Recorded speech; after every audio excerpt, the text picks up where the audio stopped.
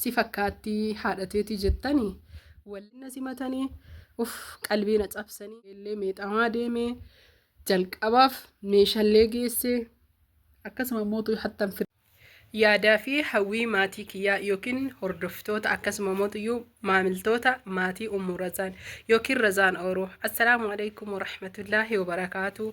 Ashama harka fuune Oromoo kiyya guutuu jirtu amantiif kutaan osoo hin qoodin isiniin jedha. Har'a viidiyoo kana qabadhee kan isinii dhufe viidiyoolee hedduu ka sagantaa itti qabee jedhe dursee viidiyoo kana gad isinii dhiisuu wanni fedhee fi naa galatoomaa naaf jiraadha isiniin jedha. Maali yoo jettan hojii ani hojjetaa jiru irratti akkaataan jechuu amantii kutaan osoo waliin qoodin na jajjabeessaa jirtanii fi jabaadhu akkasuma mootuyyuu hojiin kan kee bareeda qulqullina qaba waan hedduu naan jedhaa jirtan. Gubaa marqaa ka gubate argaa jiran Oromoo kiyya guutuu rakkooles tahee akkasuma mootuyyuu haala shamarran biyya Arabaa keessa jirtu bilbilallee ofii foforaabaa jira iddoon teessumas naan mijanne akkasuma mootuyyuu akkaataan qabadhee harka kiyyaa waraabaa jirullee naan mijanne isin ammootuyyuu yaada kiyyaa fi fedhii kiyya waan ani isiniin jechuu hedduu qofa naaf hubadhaa isiniin jedha. Kanaaf Oromoo kiyya guutuu amantiif kutaan osoo waliin qoodin hundi keessa jalqaba dursa naaf galatoomaa hedduu isin galateeffadhaa isiniin sababbiin isaa jechuudha na jaalachuu na kabajuu fi akka bakka gaarii gahunaa hawwuu fi bagasi qabaanina jechuu keessanii fi wallaahi al'aazim hedduu naaf galatooma hamilee naa taatanii akkasuma mootuyyuu akka jabaadhee daran hojjedhu na gootanii haa ta'u hundaafuyyuu jechuudha. Waa'ee meeshaa irratti namoonni hedduun namni ifa isiniin tahintu jira. Meeshaa ufiin gurguru tokkoffaa bakka isin feetanii fi waan isin feetan isiniif bita. Namootiin hedduun jechuudha meeshaalee kan kee nu ergii kalaalle yookiin YouTube irratti argine saniin ala kabiraallee nu ergii warri jettanii na gaafattanii kan isin barbaadan haga danda'een jecha gara bina dandeessiseen ka Itoophiyaa keessa jiru bakka inni jiru barbaade isiniif hin dhiyeessaa yookiin isiniif hin bita malee ofii kiyyaa suuqa qabaadhe isinitti gurguruu isiniin jedha. Kanas akkasitti akkanaa hubattan barbaada. Itti aansuun ammootuyyuu namoonni hedduun jechuudha chaanaalli kee duraan Razaan Oromoo jedha amma ammootuyyuu Ummu Razaan jedha nama biraattu fudhate moo sagalee wal fakkaattanii ati isimaa naan jettanii ani isima Razaan jechuun daa'imatiyya. Kanaaf yeroo hedduu yoo ijoollee yookiin ammootuyyuu ijoollee meeshaa na ajajatanii waliin haasofnu bilbila ispiikarii ol fuudhee Razaan jedhanii yoo nawaama yeroo hedduu haa jedhaa oolti bakka jechuun isiin na jalaa jeeqamtee jennaanin daa'ima waan taateef hin hubattu haadha Razaanitti deebise. Namoonni hedduun ummaa kanaan waan hubatuuf Ummu Razaan godhe haadha Razaan ka jedhamu haadha hin dheerate saniif ummuu qofa qubee sadii godhe. Wanni ani isin dabale kabiraa hin jiru. Kanas akkasiin naa hubadhaa jira. Ammas hedduu naaf galatooma Oromoo kiyya guutuu chaanaala kana malee jechuudha kabiraa banii maaliif jennaaniin yoo akka carraa yuutuubiin kuni hin cufataa nama adaba jedhanii yoo san maaliin si argannaa yaa Ummu Razaan yaa haadha Razaan yaa Razaan Oromoo yaa Zubeydaa jettanii namoonni hedduun keessan na cinqitanii jettani isiniif banee jira rabbiin argitanii. Warra umrii dheertuu wajjin jiraatu nu haa godhu fayyaa nu haa kennu nagaha nutti haa godhu nagaa nu haa buusu bakka jirru hundatti nageenyi barbaachisaadha. Biyya feetanillee jiraadha nageenyi barbaachisaadha isiniin jedha. Kanaaf ani hordoftoota fi kabajamtoota kiyya amma Facebook illee ni qaba. Facebook kiyya durumaayyuu Ummu Razaan jedha. Linkin isaa YouTube majala jira.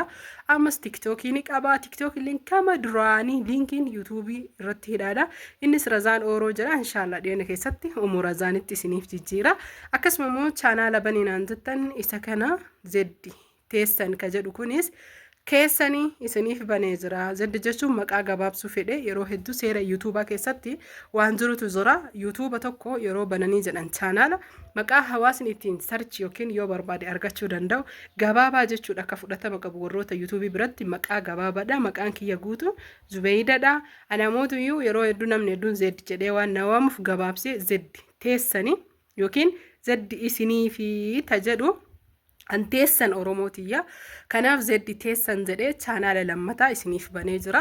Akka subscribe gootanii akkasuma subscribe isaa guddistanii akkasuma ammootuyyuu sa'aatii viidiyoo isarra gadhiisu laaltanii guddifattan abdiin qaba. Kun keessan ufiif baninaan jettanii anis teessanii kanas akkasitti akkanaa hubattan barbaada. Viidiyoolee hedduudha viidiyoon qabadhee isiniif dhufu ammuutuyyuu jechuudha. Namoonni tokko maal jettanii meeshaa ofii keetii nuuf keessi taatanii inshaallahu wa ta'ala bakka bu'aaf bahii jechuudha. Oolagala halkan subii fajrii bahee hatta law haga sa'aatii 8 yookiin ammoo halkan keessaa sa'a 2 akka Itoophiyaatti yoo galuu kan danda'u tahe isiniif deema rakkoota kan qabu san achitti mana qabaa. Ishii akkasuma immoo nama ijoollee daa'ima qaba. Daa'ima namatti dhiisu waan hin qabneef dirqama galuu qaba jechuudha. Yoo immoo firdii akka isinii geessee meeshaa keessan meeshaa ni geessa ni erga maatiin erga meeshaa kiyyaa jechuun meeshaa bitu ijoolleen ni beekanii warreen irraan bitatan meeshaa kana bitee kallattiidhaan ani hin deemu malee maatiitu deema. Bilbilaan viidiyoon hordofa. Barbaadan viidiyoo gadi isiniif dhiisuu danda'a. Hattan Finfinnee Jimma Dirree Dhawaa akkasuma mootuyyuu waan akka magaalota faffagoo kanneen illee geessaa jira ni geessan guyyaa 2 oolanii bulanii galaa jira maatiin jechuudha. Yeroo tokko kaameraa irraa waan isin jalaa baduufi sababa saniif deemanii meeshaa waan geessaniif abbaa manaa kiyyaa obboleessa kiyyaa dhugaa jirtu isinitti hima. Kanaaf hordoftoota fi kabajamtoota kiyyaa warroonni jechuudha meeshaa keessanii inshaallahu wa ta'ala isin gahe hedduun akka gammaddan ni beeka. Akkasuma mootuyyuu meeshaa namni barbaadan jechuun naa hubachuu sirri qabdan meeshaa tokko YouTube kiyyarra yoo argitan dirqama isa anatu qabaa fi isa screenshot gootanii natti ergina. Kan lubbuun keessan feete gara biraatis tahuu chaanaala biraa irraas tahuu miidiyaa biraa irraallee tahuu rakkoota kan qabu waan biyya keessa jiru waan lubbuun keessan feete kan chaanaala kiyya jala hin jirrellee isiniif dhiyeessa inshaallahu wa ta'ala isiniif fida. An teessanii bakka feetan na ergadha waan feetan na ergadha waan danda'uu fi waan jiru hunda inshaallahu wa ta'ala isiniif godha isiniif qopheessa jechuu barbaadeeti. Hedduu jechuunaaf galatooma. Viidiyoo waa'ee jechuudha ummaan dheengadda bira dhayxe. Si fakkaatti haadhateeti jettanii wallaahi rabbumatu iyyuu fidee hatta maatiin kiyya jechuudha. Maatiin waliin deeme haadhate si fakkaatanii naan jedhan fuula keessa wal fakkaanna. Isaanis ammoo mucatti mateen na fakkaatta jedhanii akkuma ilmoo isaaniitiin na simatanii qalbii na cabsanii wallaahi laazii boqqolloo naa kennanii jechuu akka haati namaa godhuunfitutti way Oromootiyaa. Omaa iyyuu miti. Hedduu haa galatoomanii baay'ee galatoomaa jedhaani.